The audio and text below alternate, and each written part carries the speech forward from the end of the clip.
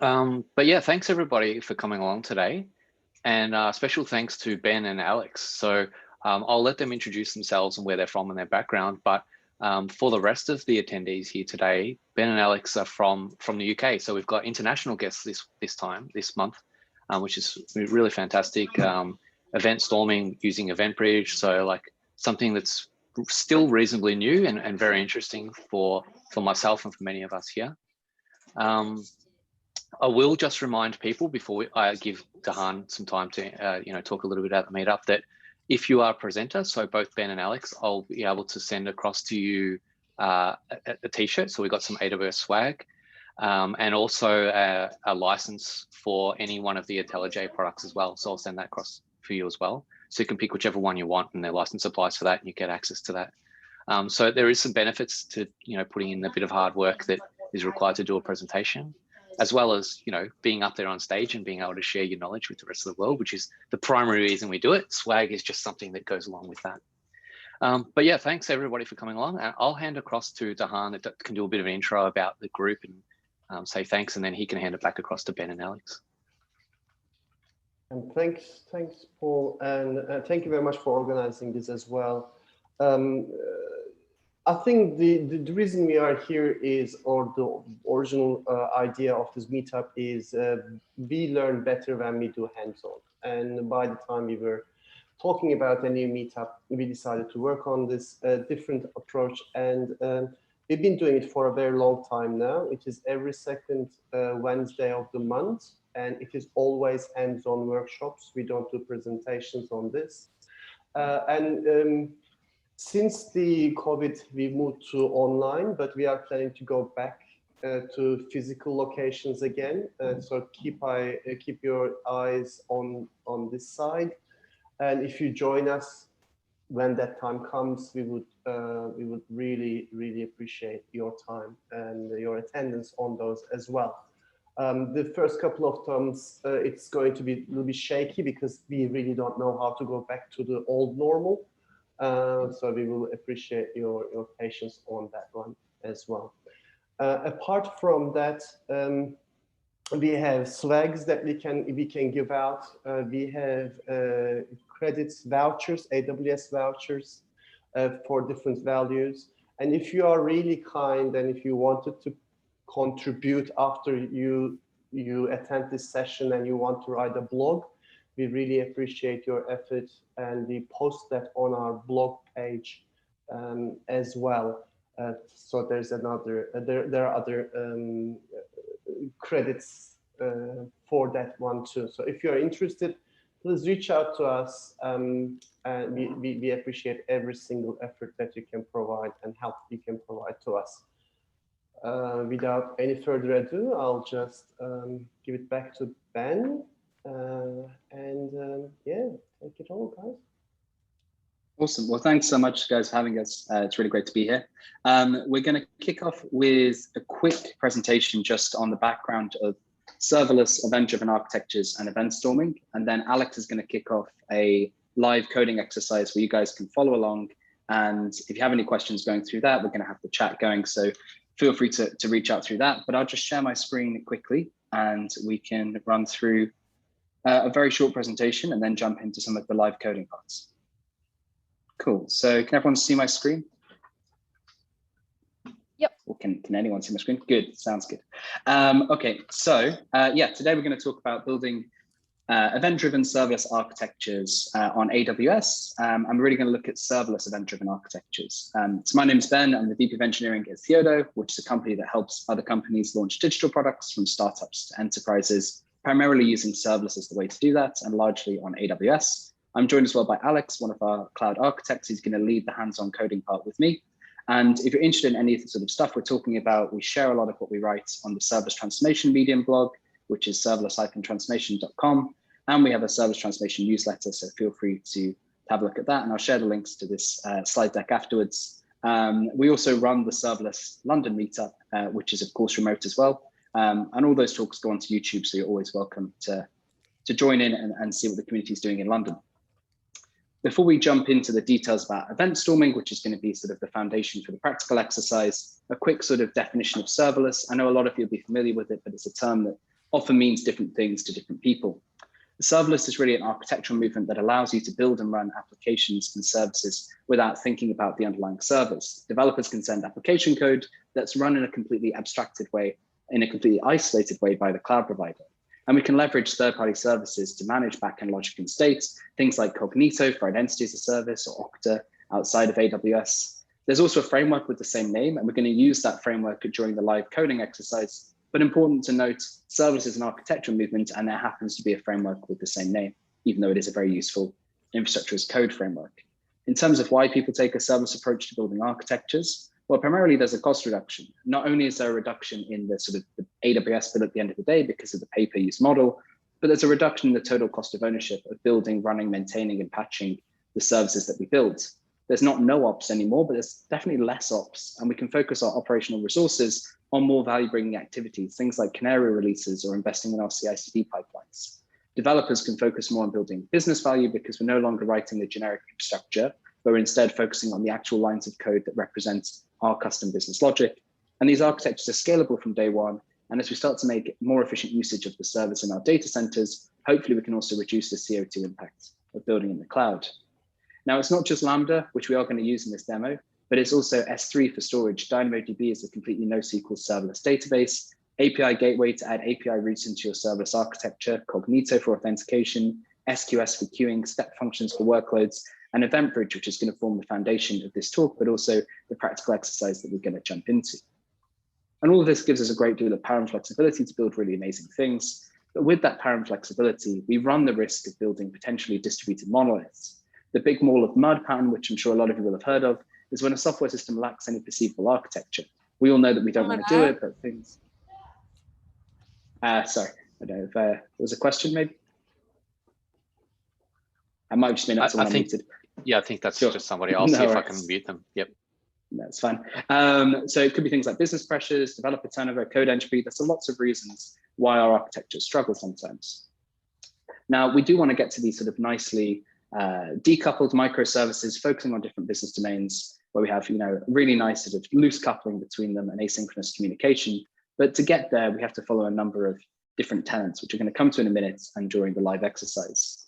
Now, the Lambda Pinball is sort of that big ball of mud applied in a serverless context where we have a request come in and it bounces through a web of lambdas and buckets and queues and comes out the other side, going through an increasingly complex graph of cloud services, which obviously isn't desirable and is an anti-pattern that we want to avoid.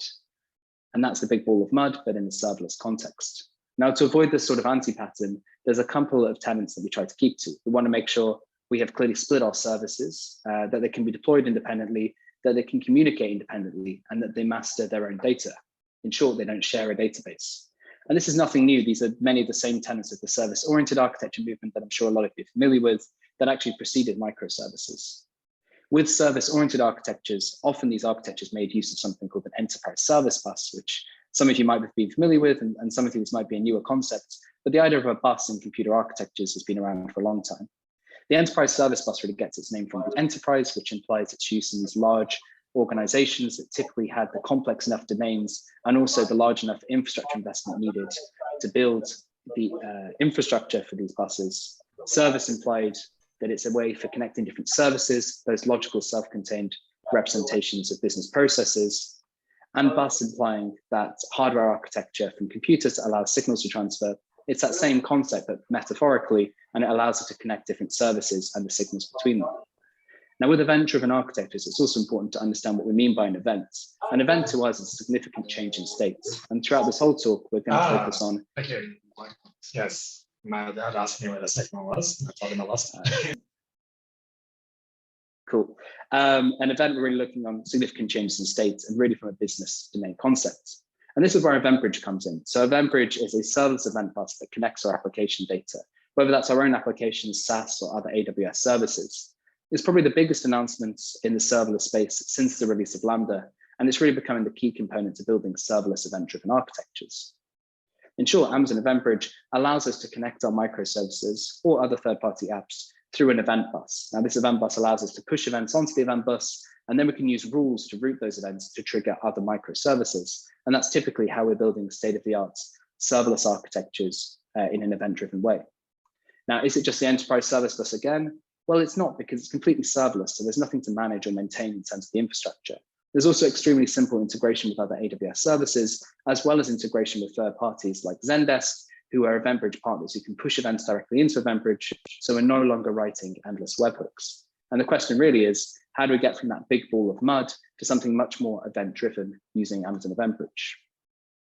Well, domain-driven design could be really useful. Event storming is a specific extension of domain-driven design that's a workshop approach that allows us to discover events and boundaries in our business domain. EventBridge Storming is a specific variant of that really reduces rework and tight coupling for teams building state-of-the-art serverless event-driven architectures with EventBridge. There's roughly 8 steps to EventBridge Storming, and we're going to go over them briefly before we go into a practical exercise of deploying in EventBridge and having a number of Lambda functions be triggered, as well as interacting with those through a number of different tools. The first step of EventBridge Storming is really trying to figure out the business events that are in our domain. Now, typically this would be done in a real room with a real whiteboard with your business stakeholders, technical stakeholders, and SMEs. Obviously not possible these days, but doing this in a remote way works really well too. You can use something like Miro or Metro Retro, have a virtual whiteboard. And the first step is really encouraging every participant to put events onto that virtual whiteboard. Now we're really focusing on events here. So as we mentioned earlier, those signals of change.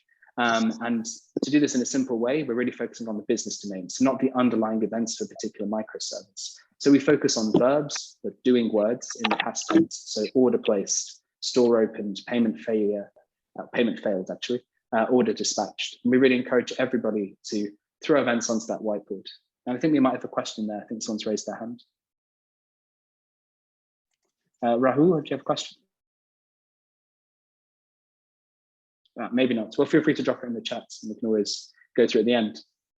So the first step is really getting all those events out onto that virtual whiteboard so we can discover the different events. And we're not focusing on removing duplicates or consolidating terminology. We're really encouraging everyone to get those events out. The next step is putting those events into some sort of time-based order. Again, we're not really focused on grouping them into different sub-processes, but really putting them in order from left to right. So the store has to open before an order is placed. The payment has to succeed before an item is dispatched. Getting these in order from left to right really makes sure that all the different stakeholders are aligned on the logical flow of events. And it's a great time to remove duplicates if you see them. But if those duplicates have different names, it's really important to make sure they are actually the same thing, because it could be that one department is really managing that data in a very different way. And it's important to capture that at this point.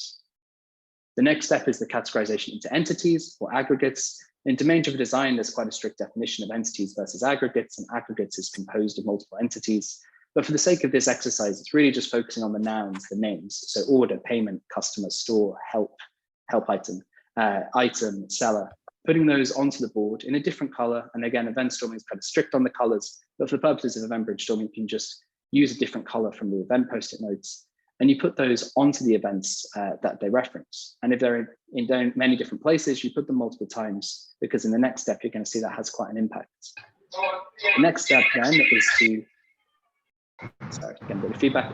The next step then is to figure out the bounded contexts. So a bounded context is kind of a fancy domain-driven design term for a set of language consistency, basically an area which a term can be used ubiquitously. For instance, order in an HR context might be ordering a meeting to happen between an HR representative and an employee, whereas order in the order management context would be an order from a customer to the company fulfilling that order. In terms of the order management bounded context, that term can be used ubiquitously, whereas in the HR bounded context, it can't. And typically these are few stakeholders. And when we're drawing these sort of boundaries in our system, we're focusing on trying to build that around the sub-processes, whilst trying to also remove any interdependency between those sub-processes. And it's important that the same entity or aggregate can appear in more than one bounded context. This implies that we're going to have different systems representing those data, duplicating the data about them and representing it in different ways to reduce any coupling. And that purposeful sort of duplication is one of the key ways we can make sure that our system can be completely loosely coupled and communicate asynchronously through something like an event bus. Next, we come on to sort of building the microservices. Now, one bounded context could have multiple microservices corresponding to the different entities or aggregates. But if an entity or aggregate appears in two different bounded contexts, this implies, as we mentioned before, that we should have independent microservices to handle those divergent business processes in each context. In the penultimate step, we build the event bridge or the event bus. So Amazon Event Bridge allows us to create custom event buses. By default, there's a default event bus, which gets all the events from AWS services. And Alex is going to show that in the live sort of code along exercise. But we're going to create a custom event bus, a single event bus for our application that all the different services can push events onto, acting a bit like our enterprise service bus in an SOA architecture. In step 8, we're really going to build the schema, which is the representation of the different events. So teams should really be able to work on those different microservices completely independently, but they should have an agreement on the structure of the events and their schema, meaning their title, their structure, and really importantly, their types. And teams should share this schema, not the code, not synchronous request responses between APIs, and not databases, but share an understanding of schema and make sure the right events are published so other teams can respond to those events as needed. And the EventBridge schema registry, which we're again going to see during the live exercise, is a really great way to keep track of these schemas. So if we've designed a schema, something like this, where we've got the different types for the different properties on those events, we can upload that into EventBridge schema registry, which allows other teams to discover those events. The other thing we can do is turn on schema discovery, which will look at any events coming through any of the event buses and automatically create a schema so other people can automatically discover events from different parts of the organization. Instead of someone in the marketing team having to ask someone in the finance team, how do we know when an invoice comes through? They can instead look at the schema registry for invoice and see that invoice sent is one of the events, and they can do some remarketing after that as needed. I would suggest that you clearly define your schema and upload it into the schema registry and have meetings and agreements teams as to what your schema is, because that is really becoming your interface. But you can turn on schema discovery in the short term to sort of understand the events that are going through and then formally define your schema as a team. And all of these schemas can be downloaded as code bindings from the schema registry. So if using something like TypeScript, for instance, you can download those code bindings. So in your IDE, you can discover events from different parts of the architecture and know exactly the types that they're expecting, which can really improve sort of the safety of your system as you're building it. The result of this is a completely sort of decoupled microservice architecture, acting in a completely event-driven way with a single custom event bus across them. A developer could go ahead, clone this repo and run this microservice independently, test it and deploy it and make sure that it's pushing the right events out. Or someone could run the whole architecture. It's serverless, so we can spin this up very quickly. And that event bus can be spun up quickly and is of course pay per use, so we can have multiple of these very easily. If we apply a hexagonal architecture as well to something like the Lambda functions inside of this microservice, the testing in terms of unit testing becomes quite easy, but you can also do very good integration testing because you can deploy a whole version of this architecture and write tests against it by injecting events into the event bus and asserting the results that happen. In summary to all of that, EventBridge Storming is sort of a specific variant of event storming that reduces rework and tight coupling for teams building state-of-the-art serverless event-driven architectures with EventBridge. If you're interested in sort of the steps of the domain-driven design part, you can feel free to look at this article where I go through the steps in a lot more detail. But the next step for this talk is that we're all going to go ahead and deploy a serverless event-driven microservice architecture. So we're going to be deploying custom event bus in EventBridge, several Lambda functions. We're then going to invoke them in different ways, look at the schema registry, turn on discovery, and work through a number of other steps. One of the key things when developing with these sort of architectures is how do we trigger those events? When we had a simple sort of REST interface with something like API gateway in front of our microservice, we typically have a Swagger or something like that and use something like Postman or just curl to sort of trigger different events as we're developing. When it comes to EventBridge, we no longer really have that. So we need different ways to inject events in as we're developing. And this is as part of the live exercise, we're going to play around with SLS DevTools, which is an open source project I've built with a team here at Theodo that allows us to interact with our serverless architectures. It allows us to see all of our Lambda functions, their invocations, the metrics and graphs, switch across regions, but also in the newer versions, and this is a slightly out of date screenshot, we can interact with event buses. We can inject events into those event buses, look at the schema discovery, and also deploy changes to our microservice architecture. So I'm now going to hand over to Alex, who's going to run through the live exercise. And me and Alex are both on the call, so if you have any questions as you go through, just drop them into the chat. Alex, are you good to take over the screen share? Yeah, of course. Thanks, Ben. Just in the chat, guys, I'm going to send through a link to the repo. Copy that if you want to follow along. And let me just share my screen. There we go. Hopefully you all can see my screen now. So yeah, we've got this repo event-driven demo. If you want to follow along, just clone that. As we go through, I'll be stopping maybe sort of every 4 or 5 steps to give people time to catch up. If I'm moving on too quickly, or if you find yourself waiting, feel free to send a message and we can change up the pacing. Just to be clear, Alex, the link to that's in the chat, right? Yes, I sent that through in the chat. When you're running through, if you ever get lost, you can look at the README. I've written out all the steps we're going to follow as well. But to get started, I just need to log into my account with MFA.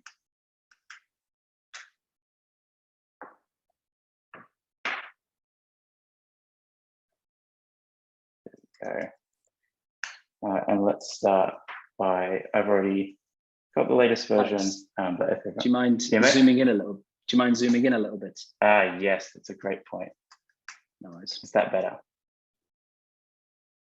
Yeah, look good.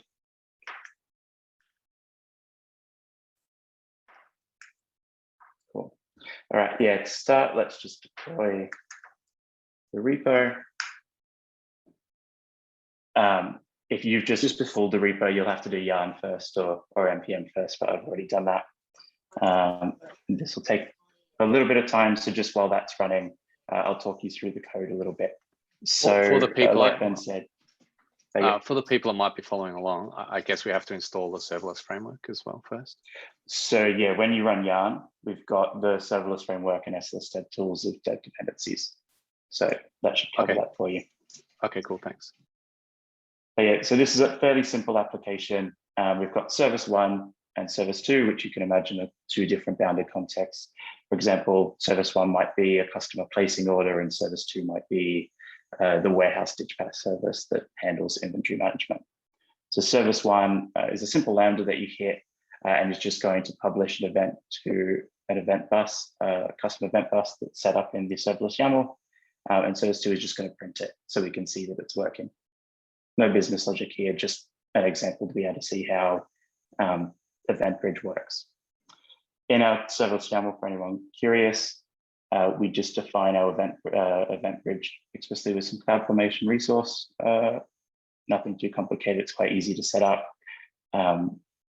And the second Lambda is just triggered by an event that has the source custom.service_2. So it'll take a little bit just for this to deploy. So if anyone has any questions, feel free to ask them now. Otherwise, we can just, you can follow along on your own.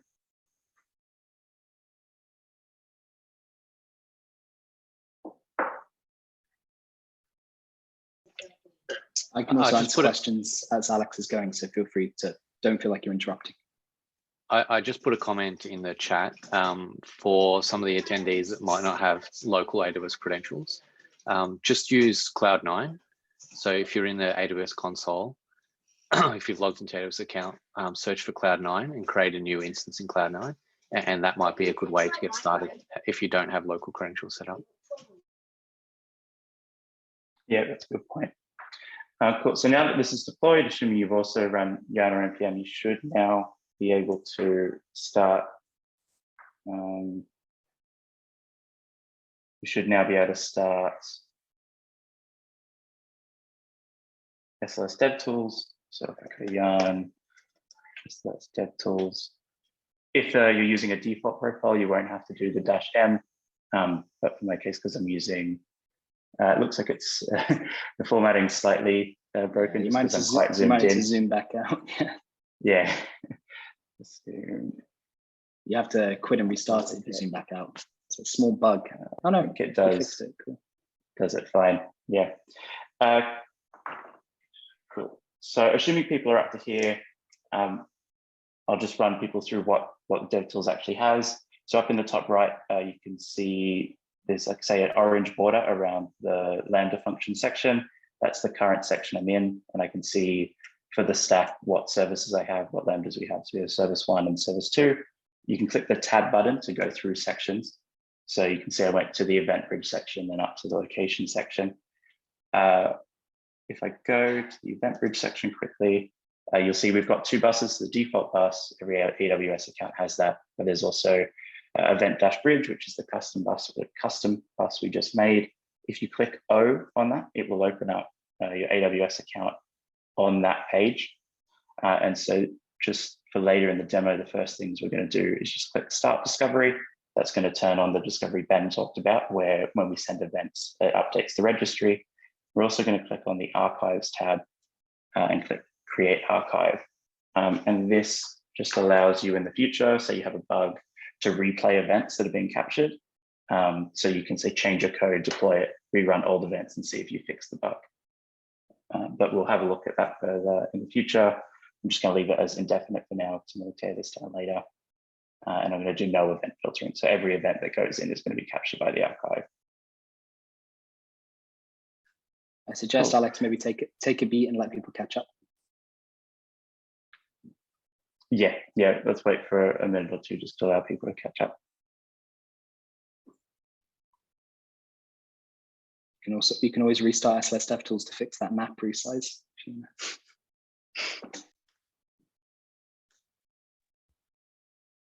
And anyone who has caught up, if you drop a message in the chat, we can see where people have got to.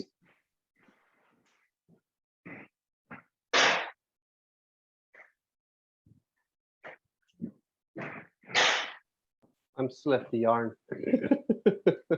Okay, yeah, let's it's okay to take a break, because I actually didn't even have VPC configured for my Cloud9 instance, so I'm still a couple minutes behind. So take a drink, take a break, and let everyone catch up for a couple of minutes. I'd like to ask a question about this EventBridge, Lambdas, SNS, SQS. So there are lots of offerings from AWS for event-based messaging systems, right?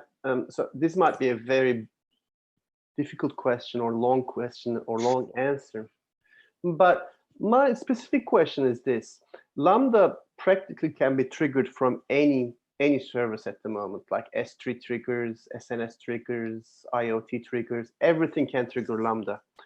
Why would you want to put an event bus in between, like the current work we are doing now? Yes, good questions.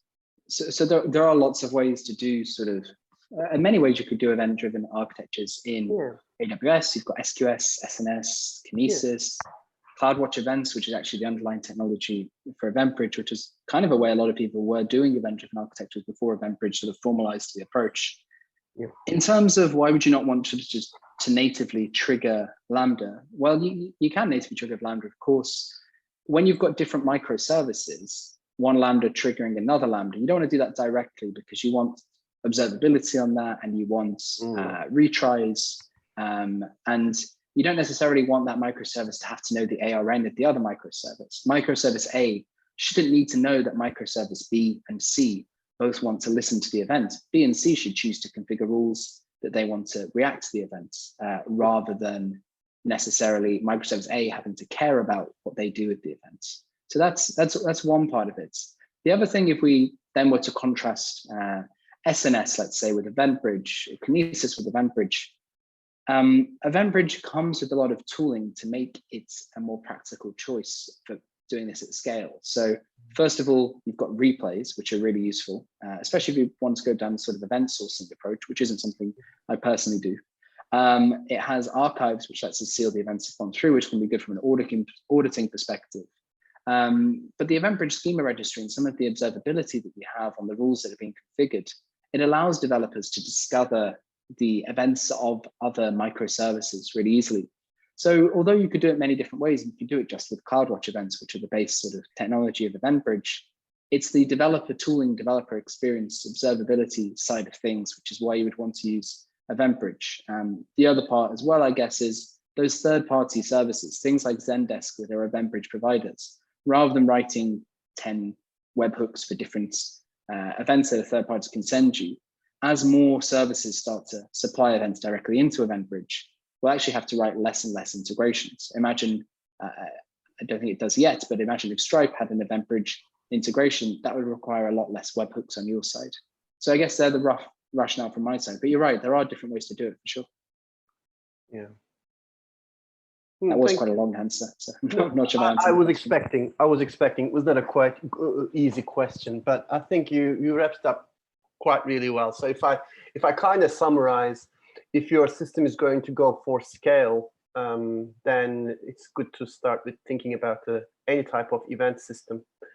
But for small scale, I guess the native triggering could be an option to start at least. Yeah, because it's serverless, there's a very low barrier to entry to start to use it. We actually use it for our startup clients as well as our enterprise clients. We launched a new app that just went live in the States on the App Store called Gamercraft, which it lets people play League of Legends and tournaments. But we built that with EventBridge from day one, and it actually allowed the developers to move at quite a velocity. And I think Aaron in the chat actually summarized it much better than I did. Abstraction, in essence, decoupling and abstraction. So I think Aaron said it better than I did. I think that, yeah, the core reasons why you would. Seems like there are some issues in Cloud9 in terms of following along, just having to use MVM to install version 14 of Node and then running yarn install. Yeah. All right. Has anyone succeeded to deploy and run SLS DevTools yet? Feel free to drop a message in the chat if you have. Not that it's a race. Not me. I'm doing deployment now. Awesome. That's absolutely fine. And are there any other questions in the meantime? Feel free. I had to fluff around a little bit in my Cloud9 instance. So yeah, NVM install 14, which will install Node.js version 14. NVM use 14, which will switch it so that you actually use that version. And then once you clone your repo, you can go ahead and run those steps, and it seems to work. So I'm deploying the stack at the moment. If anybody's got any questions and you don't want to ask publicly, feel free to message myself or Dahan privately if you want to. But otherwise, either you can come off mute and ask, or just type in the chat if you're stuck with something. Yeah.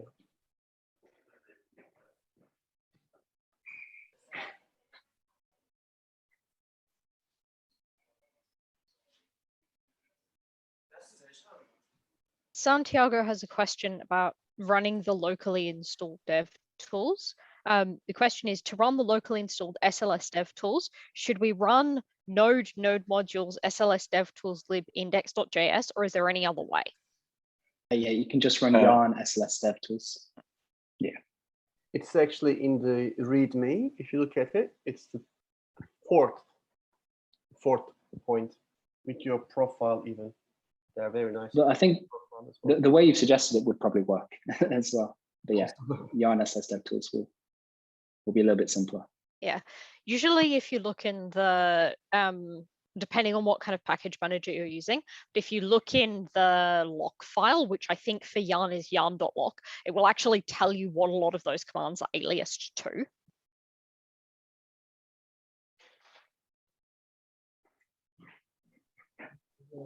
And on the having to install it globally, yeah, you don't need to install it globally. If you're in the same directory as the package JSON, where we have the yarn at the SLS DevTools dependency, if you just run yarn SLS DevTools, it will run the command.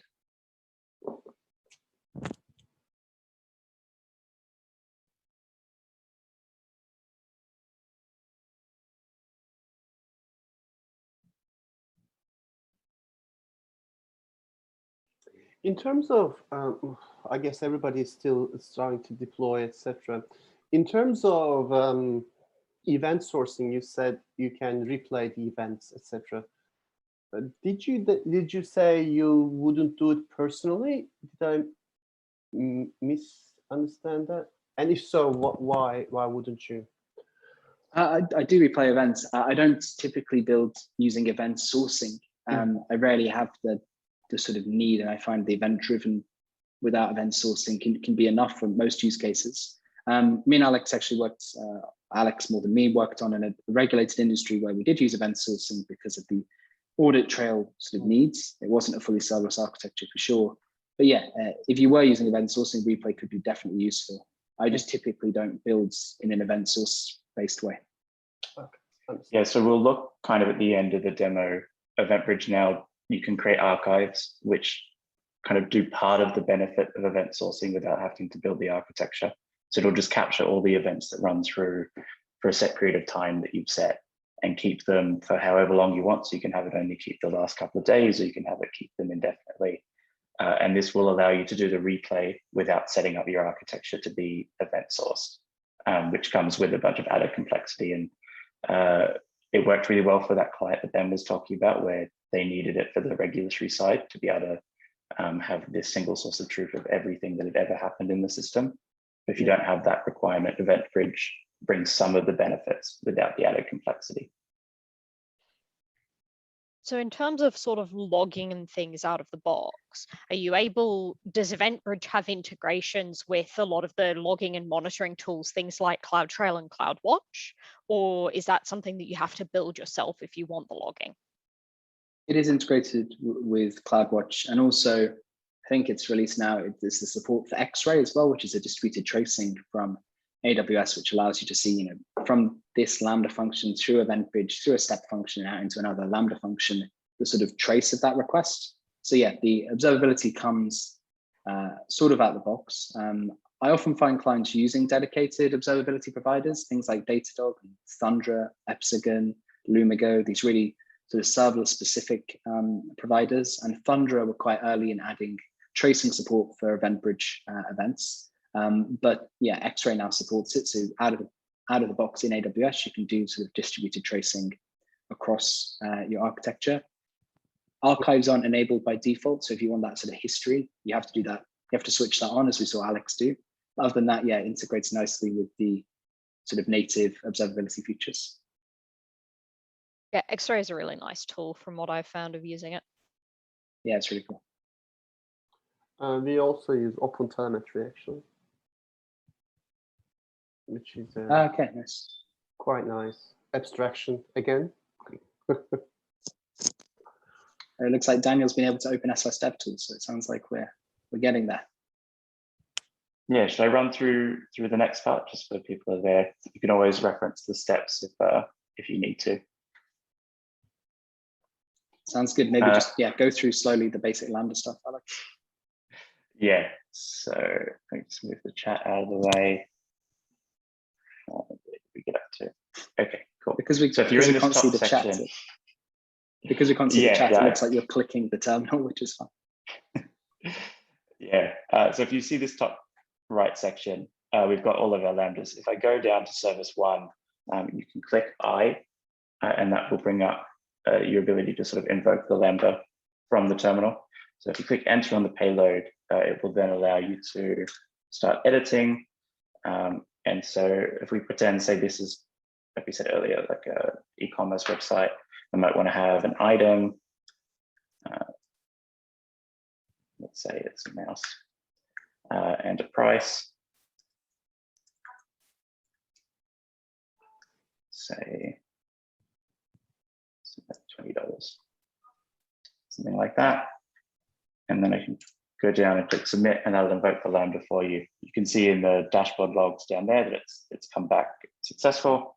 If you click then enter on the service, you'll actually see your Lambda duration, the logs. So we're simply like printing out the body at the moment. If I go down to service 2, click enter, we'll see the logs for that. And so we can see we're simply just printing out. We're only sending the body through in the event. You can see here the invocation, and we're seeing, yeah, the body of the event, the original Lambda was published to the bus, and then that triggered our second Lambda, and it's printed it out. I'm not sure, Alex, if we went through the code of the triggering into EventBridge because we jumped back to pause. Yeah, I can quickly go over that again. One, service 2, Yeah, we showed it briefly at the start, but now we can give a bit more context. So when we trigger that first Lambda, all we're doing is using the AWS SDK and doing put events on EventBridge. We're saying we want to use this this custom EventBridge that we've created called Event Bridge. The source is going to be custom service 2 event. Probably this should have been service 1, since the source is a small mistake when I made the repo, and a detail type. So this is just an example, but you'd probably give like a more descriptive name of whatever you were doing. So this could be like order placed, for example. And then here we're just pushing through the body that was sent to the Lambda. So if you wanted to add more detail, or you didn't want to publish everything, you could construct like a more complex detail, but this is what is passed through in the event. And then in service 2, it's quite simple. You can just access the dot detail. So we're just printing out the sort of that body of the event that we're sending through.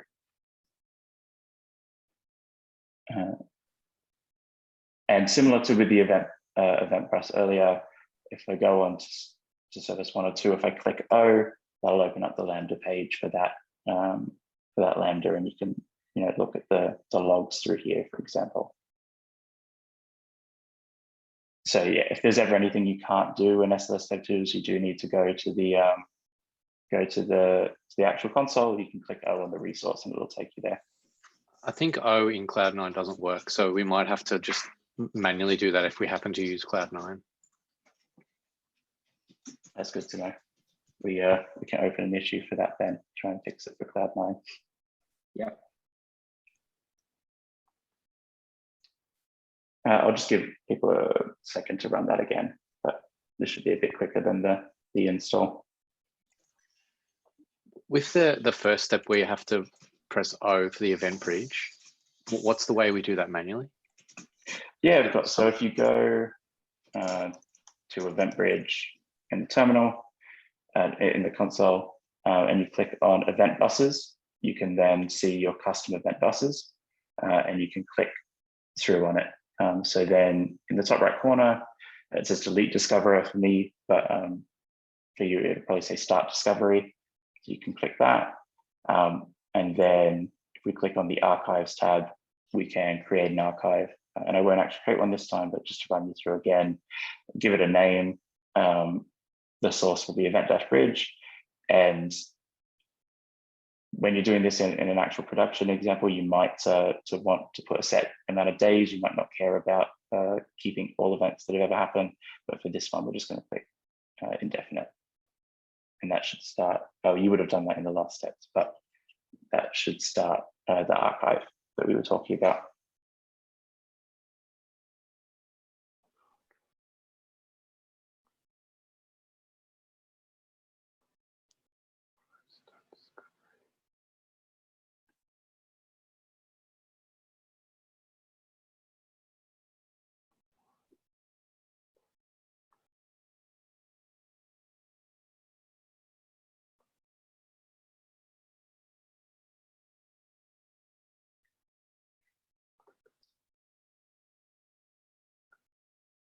While people are running through that, if you're ever in the DevTools and you're not sure how to do something, you can click H and it'll bring up sort of help and show you the different sort of commands. So yeah, O opens up the AWS console for whatever resource you're hovering over. And I, if you're on a Lambda, invokes it, or as I'll show later, if you're on an event bus, you can actually send an event directly to the bus through the DevTools. I'm trying to create an archive. Should I select no event filtering events? It's just click through. Yeah, just leave it with no event filtering for now. Yeah, in production, say you didn't care about certain types of events that you knew were coming through. You wanted to say just record all the customer purchased events, for example, so that say you have a bug with that particular part of your system, you can replay just those events. Then it's quite useful to use the filtering. But for now, yeah, just go. Yeah, no filtering. Okay. I'm having difficulty adding the payload actually when I go to service 1 and press I. Yeah, so when you're hovering over payload, you should be able to click the enter button and you'll see a little cursor. The arrow keys don't work. You can't go forward or backwards. So unfortunately, you would just sort of delete backwards to start typing. You can see it's remembered the previous payload that I've sent. So that can save a bit of time if you're like trying to test one thing over and over again. And it's worth noting that this will wrap what your payload is with a body. So it simplifies it a little bit for you.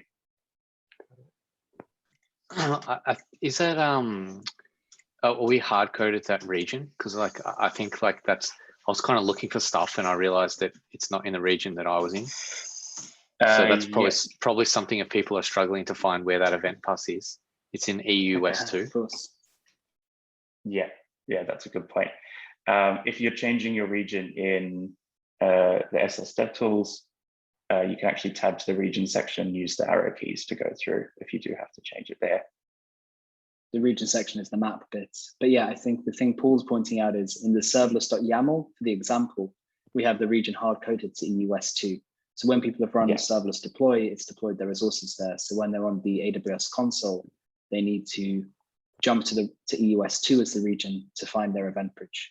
Whereas in the SLS DevTools, it's picking up the region automatically from your serverless YAML. So it will be in the right region by default. Yeah, so if O was working, it should handle that for us. But if not, you can just in the top, select your region, go down and select the US 2. And if you don't have permissions for deploying in another region, you can always change the serverless.yaml file to say EUS 2 for whatever region you need to put. Yeah, if you just go in line 11, you can change the region. There's a question in the chat about Terraform. This works with anything that works off CloudFormation. So whether that's serverless framework, CDK, SST, SAM, Architect, I think. But no, it won't work with Terraform, unfortunately, unless you're generating CloudFormation, which I don't think it would be.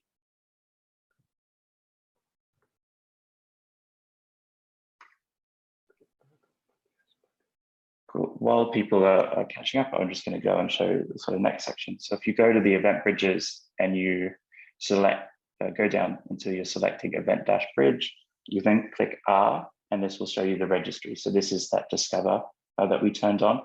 And so we've got the Discover-schemas. Because there's only one list, it's not the best UI. It doesn't look like it's selected. They would be a different color if there was more.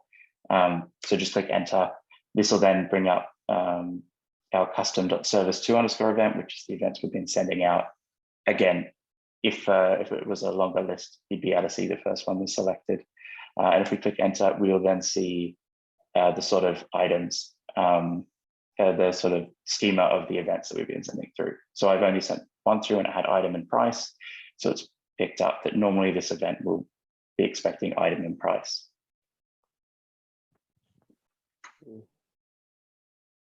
So like Ben said, in production, you probably won't use this as much, but it's quite good when you're sort of developing things to be able to let the schema organically form until it sort of crystallizes.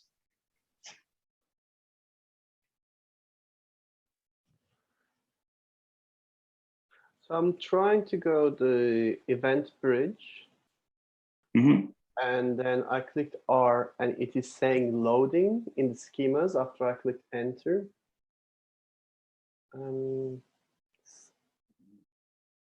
It could be a permissions issue. Yeah, it could be a permissions issue which isn't being logged very well. I don't know what IAM user you're using because to run this, but maybe it doesn't have access to the EventBridge schema registry. Or it says missing required parameters. Key register name in params. In the EventBridges section. Okay. Are you pressing R on default or R on EventBridge? I'm pressing R on EventBridge. Okay. And are you deployed in which region are you deploying to? I deployed. Dang it! I deployed it to EU West, but my profile is US East 1. Possibly that is why. Maybe you don't have the same privileges. If you had deployed in an Australia region, then maybe the EventBridge schema registry isn't supported there yet. My profile region settings. Okay, yeah, potentially. Yeah. This feels like a bug we hadn't picked up on in our testing. Yeah, probably, probably. Yeah, just for your information, I can probably create a bug report as well. But the profile I'm using is US East 1, and but it deploys from your code into EU West 2, which is fine. Mm-hmm. But then it breaks the SLS comments or. Yeah. It could be that our code around the EventBridge scheme registry part isn't specifying the region and is then using whatever's in your profile. So yeah, I think it's probably a bug on our side. Yeah. If you raise an issue, I'll fix it. If anyone having issues with this, if it's similar to before, open it up in AWS. So if O works for you, just clicking O, but otherwise navigating to EventBridge and then selecting event buses. Actually, not event buses, you want to collect schemas. You can click on discovered schema registry and you'll be able to see the same information here. So if we scroll down to example, we see here item and price and that they're strings. I've just checked, and if anyone does have the default profile set to AP Southeast 2, it doesn't look like there is EventBridge support in Sydney. So you'll probably need to go with either EU West, London, or Northern Virginia. I was scared that might happen. Okay. Yeah, Ben said for me to check that, and I said, no, it'll be fine. Surely it's there by now. That's my bad.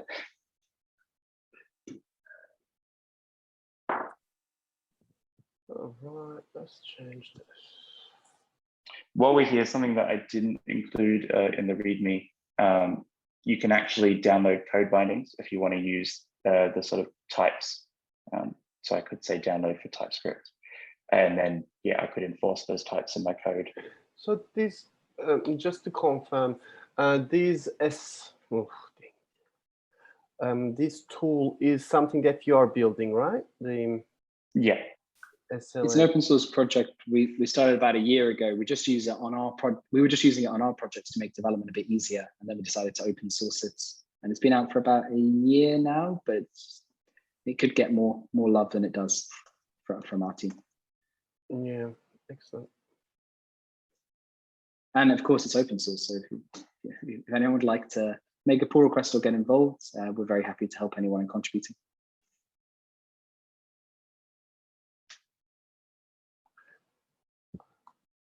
I went to send it in the chat, but it looks like Shiju has beat me to it. Just for your information, as soon as I changed my profile region to EU West 2, it worked. Yeah, we're just missing when we're using the AWS SDK inside the tool, we're not specifying the region param for that bit. So yeah, thank you. That's a nice bug detection. Got it. All working now. Awesome.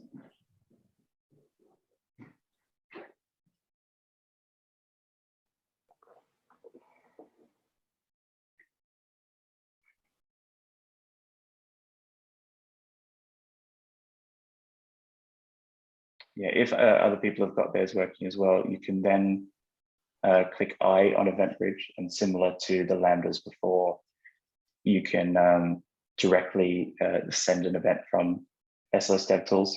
So you just need to put in the detail type, the source, and fill in the detail you want the event to include.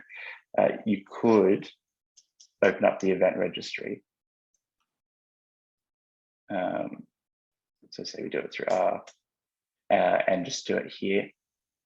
This will, using the schema, inject the event for us. So what I did nice before, let's say I do keyboard this time.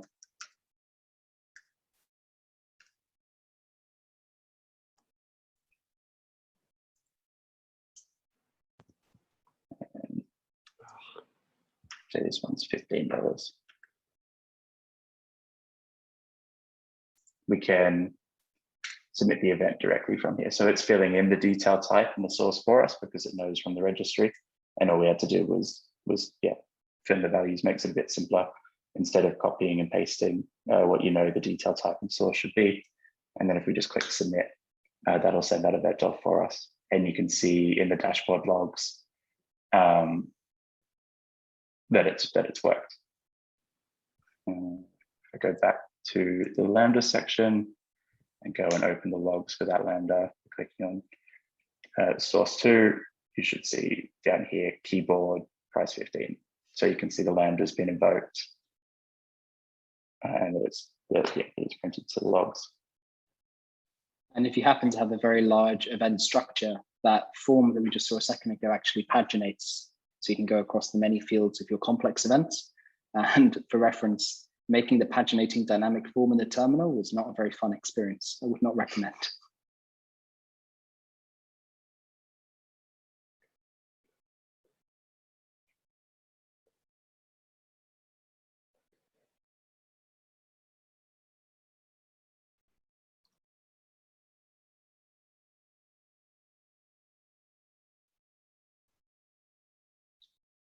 I think, Alex, you've got one more part of the demo you wanted to run through, but I guess at this point, does anyone have any questions on where we've got to so far? Anything they need help on, clarity on, or feedback they'd like to give around the tool?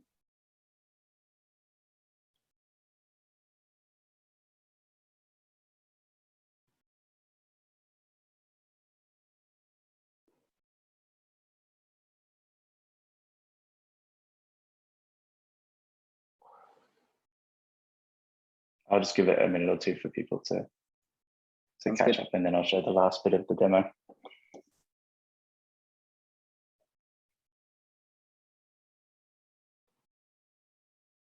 I'm sure there's someone with a slow internet connection still doing the yarn part. So.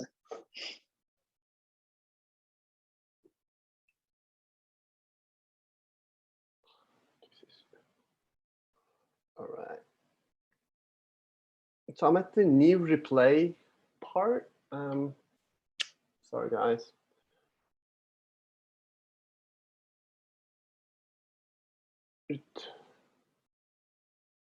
So anyway, I'm following this the tutorial, and I'm at the. I clicked on the O and the event bus, went onto the console, and I create a new replay.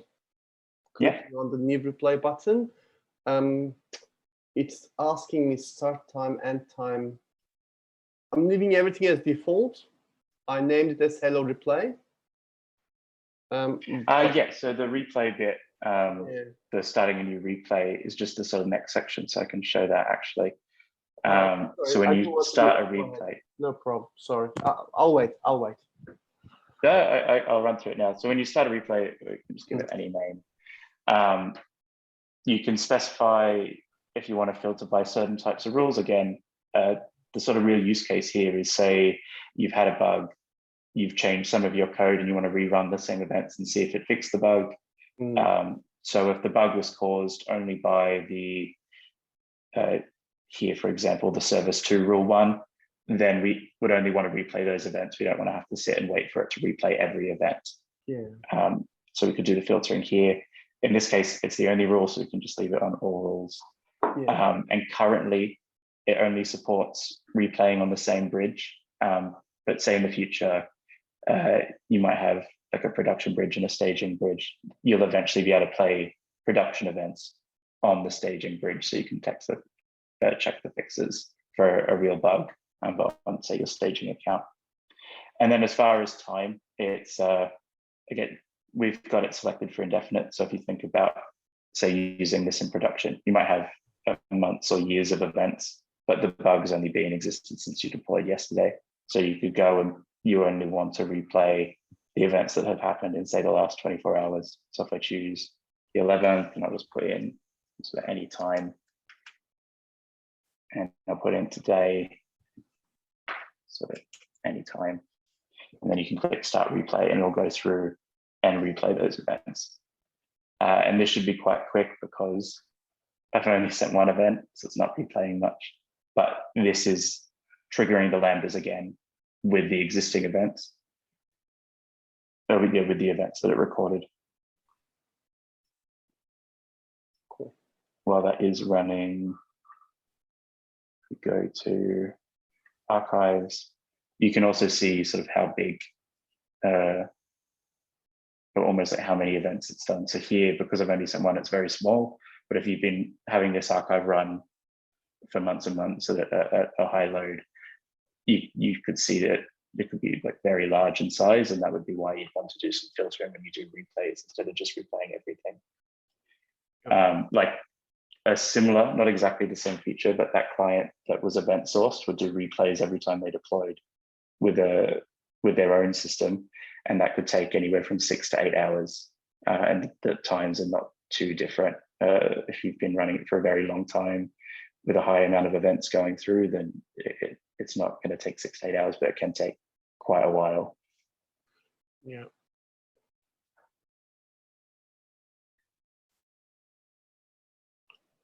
Well, there we go. We can see it's completed now.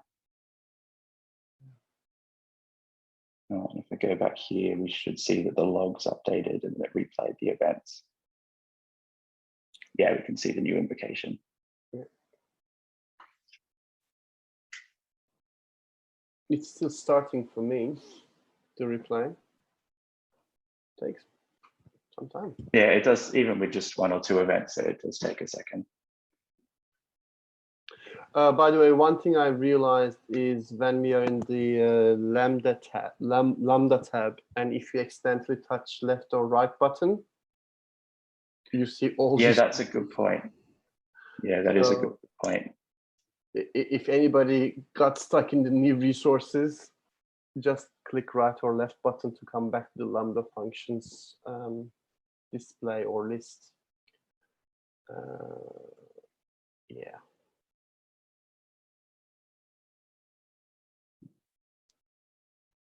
Yeah, I think it is triggered mine now. Yeah. Nice. Well, that was kind of everything we wanted to show with the demo. The one other thing that I quite like with SLS DevTools that's less related to event-driven systems is if you add a --CI, there's also something you can run in your CI that does some rules that check for example, here, I've got some duplicated code. I've not set a default memory for my lambdas. It just does some sanity checks on your code that you can put in your CI, and you can disable or enable rules. I think, Ben, you added quite a cool feature where you can disable it until a date. So if it's not a priority now to fix something, you can put a date in a month's time. So you remember to recheck it then, instead of just removing the rule forever. Yeah, this is the SLS DevTools Guardian feature. So we use this on our projects. We have like a more extensive set of much more opinionated, I guess, checks that we run on all of our projects. And then on CI, they run when people open pull requests. But it enables us to sort of audit our best practices across projects. There's a limited set of vaguely opinionated ones in the repo, but you can sort of build your own ones. It's a bit like ESLint, but it runs against the deployed infrastructure to check things like if you've left memory as default, if you set max memory and max timeout because you've not sort of optimized them. And then for each failing resource, there's also a link above to the documentation. And in that documentation, it will tell you why the rule exists, how to fix it, and a bit of sort of the rationale and background around it. Yeah, so here's one of those links that Ben's talking about.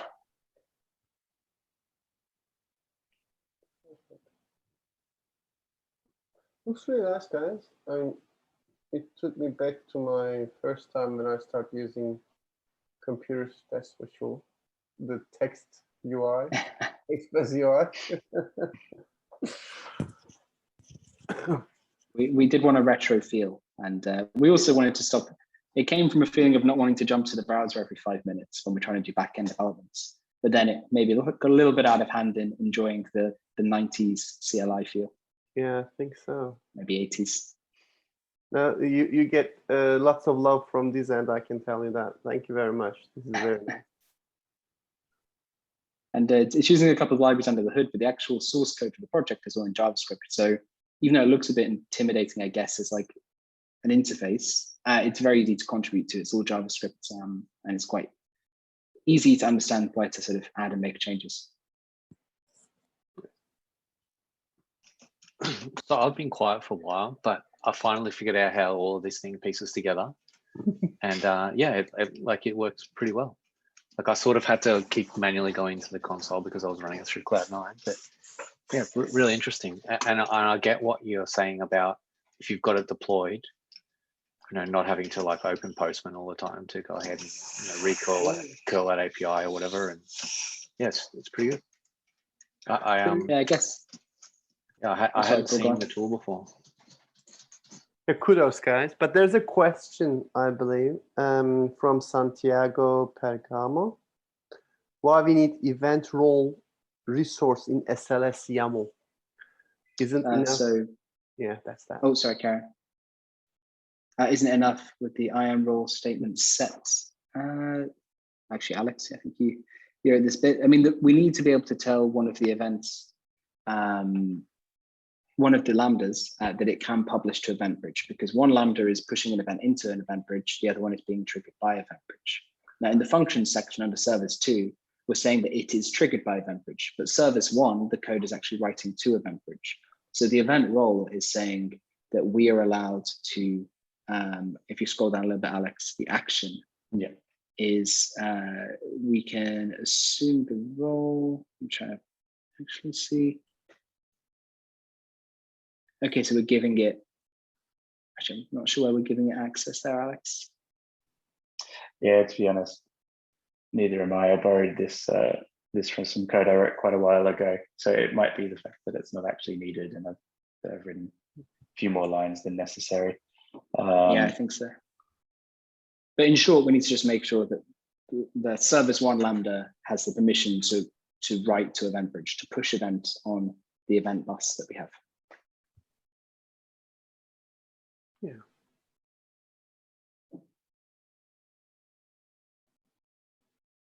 Nice. Any other questions on the sort of EventBridge Storming parts, the demo, or the tool itself?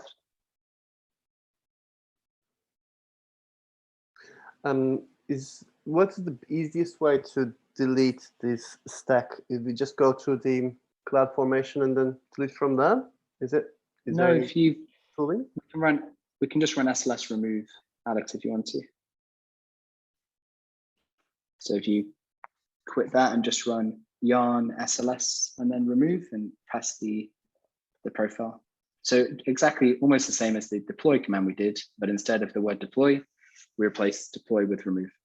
So if you just reverse search for deploy, replace deploy with remove, and hit enter, and that'll tear down everything for you. Excellent. Perfect.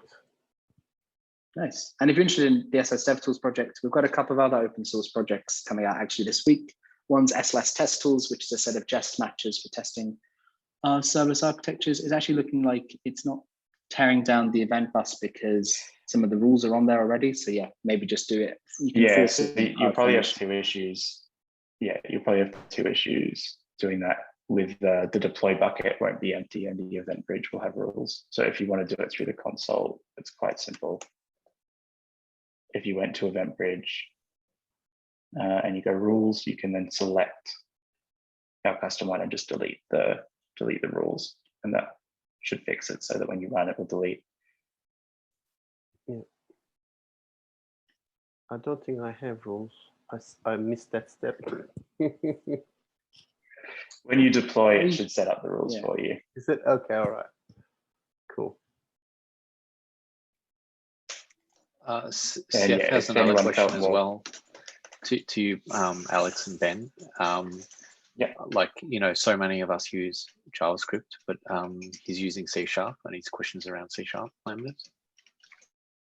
Yeah, I just reading the question. It says you're not on AWS yet. I mean, I'm assuming you are in terms of your architecture, but maybe your development environment isn't.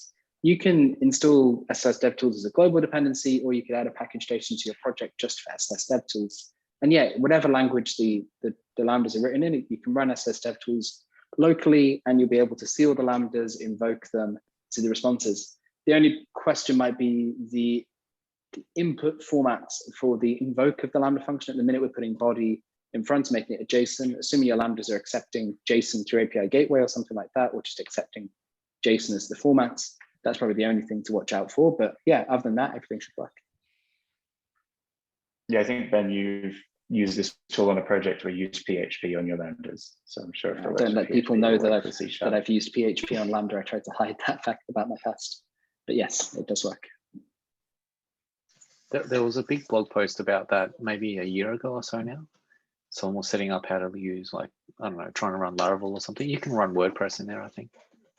Yeah, there's a really good project by Macha Napoli, another AWS serverless hero, who's written Bref, which BREF, which is sort of takes all the pain out of running PHP lambdas. I actually did it day after custom runtimes came out, which was the way to do it before container support, which is now there now. But yeah, it's quite painful to definitely use Bref, which exists now, which takes away all that sort of heavy lifting. That's right. I remember it was that Bref product that I did. Yep. Yeah, I did it just because I had no reason to do it, but I remember that now as soon as you said it. Yeah, it's a really good project. We had to write the bootstrap file ourselves, and it's not something I ever want to do again. So yeah, Bref is great. And yeah, we've got another project, SLS Test Tools, coming out this week, which is a set of jest matches for testing your serverless architectures. So I'll drop a link to our website at the bottom or near the bottom. There's a section of our open source projects. So feel free to keep an eye on that because that should change in the next couple of days.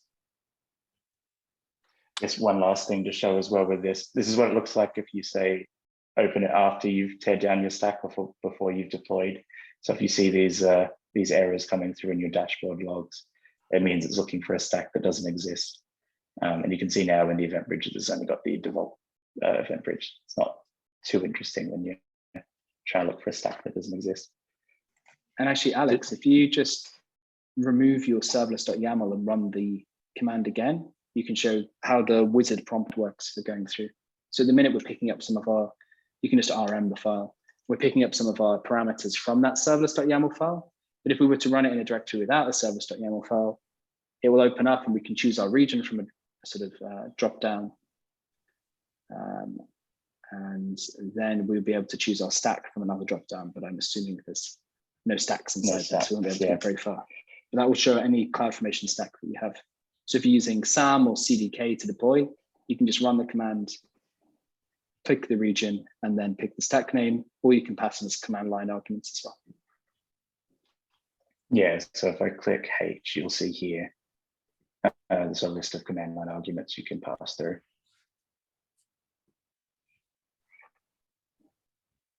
Awesome. Well, I think that's everything. So thanks so much for having us, guys. Thank you very much, gentlemen. Paul, are we doing the lottery prize? Lottery stuff? Yeah, we do have a door prize that we can. So we do have, you know, both Alex and Ben as the presenters will get their door prize, which I said earlier was an IntelliJ license, but what I actually meant was it's a JetBrains license for any JetBrains product. So it's not just restricted to the Java IDEs there. To do our door prize, the way we sort of did this, you know, the last couple of times, which seemed to work okay, was if one of us, and maybe you can do it this time, Tahan, we'll just like basically look at his screening gallery view, do a random number generator between 1 and there's 47 participants, and see what number it lands on. And we'll exclude Alex, Ben, and the hosts. And so if it lands on one of us, we'll redo it again. All right. And so yeah, find a random number generator and do that, and then we'll just count through and see who that is. Random.org works if you need one. I found one. Oh, this is the hardest part of the whole thing. It is 16.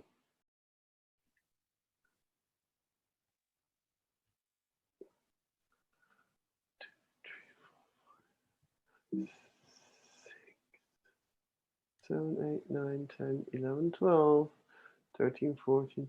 Danielle Drenton.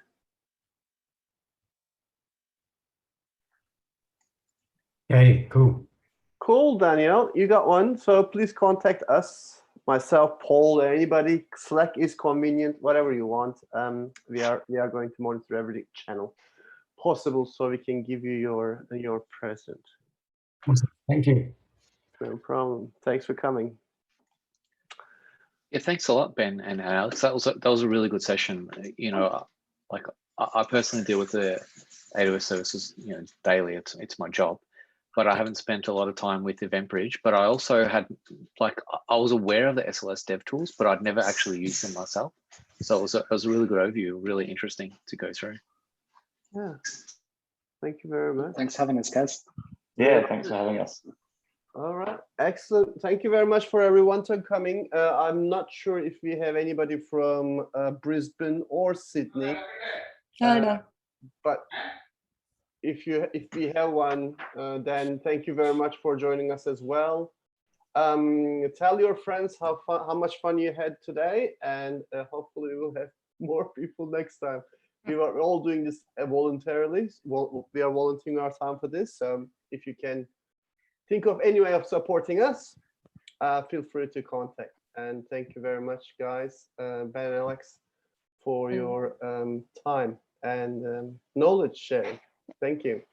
So next month we have, we're aiming to have Darko come back. We had Darko from, Darko's a developer advocate at AWS in Germany, and we had him late last year. And so before we go back to in person, we are aiming to have him back next month. So stay tuned for that. It'll be, as usual, the second Wednesday of the month. We'll post it on Meetup and LinkedIn and all the usual channels. Yeah, his Darko's CDK workshop that he did last year was great. So hopefully that'll work out and we will be able to get him back next month. So probably more Europe presenters than the Europe themselves. Pretty much. Darko's a real terminal guy as well, so he'd probably really love this tool as well. So you know, Alex and Ben, we'll let you guys know when that's on as well, because since the time zone, you know, you might have some people that might want to come along as well. It still kind of lines up, and work from home provides that flexibility. I assume that you were all working from home. So yeah, you guys might want to come along as well. And yeah, really so thank you so much for coming and taking the time out of your workday to do that for us and introduce the whole group to some new stuff. And you know, we had a really good turnout this week. All right. Thank you very much. And we will post the video, I believe, right, on the channel. So feel free to check us again once the video is ready. And please sign into Slack. We are sharing lots of communications on that one. Yeah. We'll let everyone know on Slack once the video is posted. Excellent. So yeah, thanks everybody. Ben and Alex, I'll be in touch with those details. Daniel, you can contact one of us or me or whoever you want to do, and we'll get that license across to you. And yeah, take care everybody, and have a great evening. And Ben and Alex, have a great day. Thanks a lot, everybody. Thank you all for coming. See you guys. Bye. Take care. Thanks, guys. Bye. Awesome presentation.